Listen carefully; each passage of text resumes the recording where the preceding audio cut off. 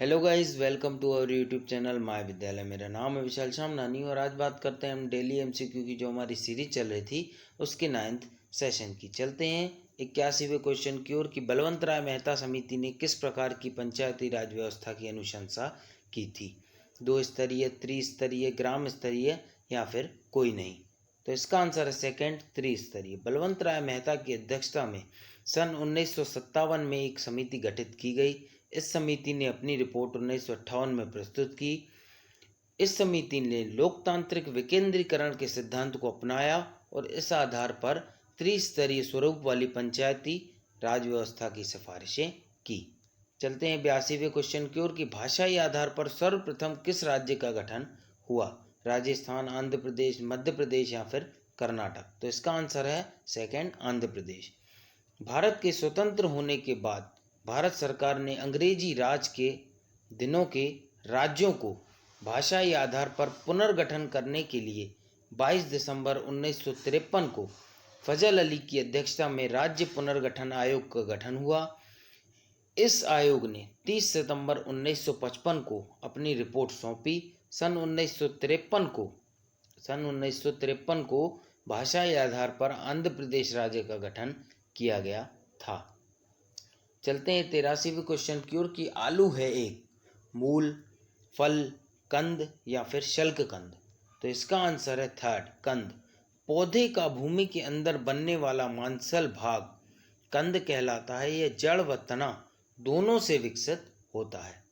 चलते हैं 84वें क्वेश्चन की ओर कि कौन सी जनजाति लोहासुर को अपना देवता मानती है? गोंड, भील, कोरकू या फिर अगरिया?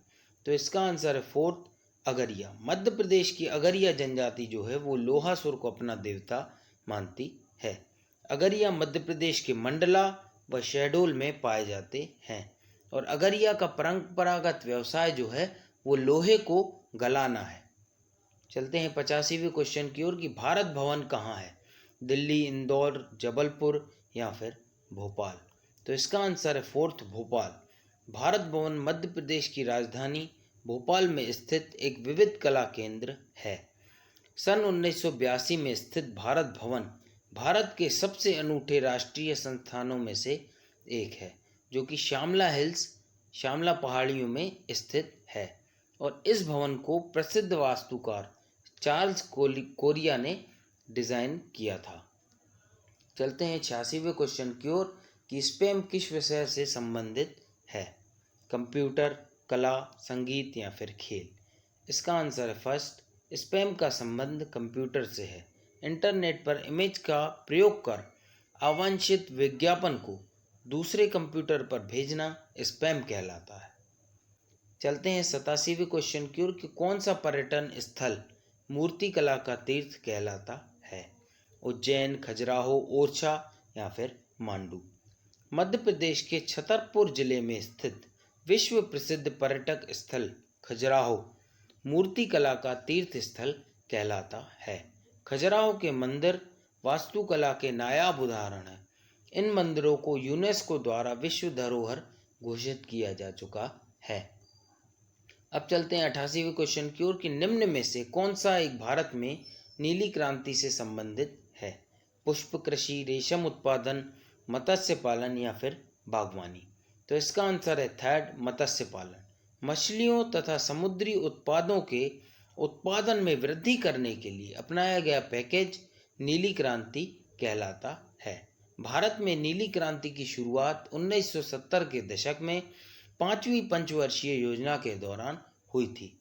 अब चलते हैं 89वें क्वेश्चन की ओर कि भारत के किस द्वीप का उद्गम ज्वालामुखी है? बैरन, कार निकोबार, लिटिल निकोबार या फिर उत्तरी अंडमान?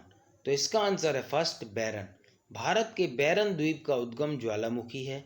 लगभग 3 किलोमीटर क्षेत्र में फैला बैरन द्वीप अंडमान निकोबार द्वीप समूह की राजधानी पोर्ट ब्लेयर से लगभग 500 किलोमीटर दूर उत्तर पूर्व में बंगाल की खाड़ी में स्थित है। यह भारत ही नहीं अपितु दक्षिण एशिया का एकमात्र सक्रिय ज्वालामुखी है। अब चलते हैं 90 और आज के आखिरी क्वेश्चन की ओर कि शेरशाह का मकबरा कहाँ है? सासाराम, दिल्ली, कालिंजर या फिर सोनारगांव? इसका आंसर है फर्स्ट सासाराम। शेरशाह सूरी का मकबरा बिहार के सासाराम में स्थित है। शेरशाह ने वास्तुशिल्प के क्षेत्र में उत्कृष्ट योगदान सासाराम में अपना स्वयं का मकबरा बनाकर दिया। मतलब इन भाई साहब ने अपना स्वयं का मकबरा भी खुद ही बना के दे दिया था, जो सादगी और लालित्य का मिला जुला रूप है। आज का वीडियो हम करते हैं यहीं समाप्त। वीडियो पसंद आए तो कृपया लाइक करें, शेयर करें और सब्सक्राइब करना हमारे चैनल को मत भूलिए। Thank you.